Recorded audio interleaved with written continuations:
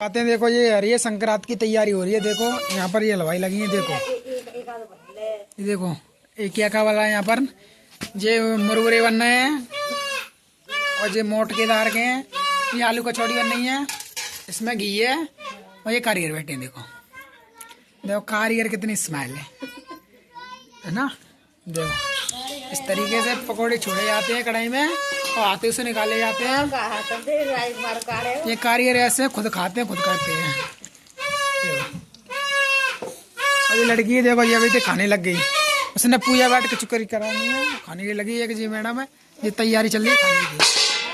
देखो ये हमारी माई वाइफ है, हम अपनी ससुराल आ चुके हैं। देखो देखो ये हमारी वाइफ है, इसमें स्माइल देखो ना है। देख क्यों नहीं दे गई स्माइल, देखो बस जी।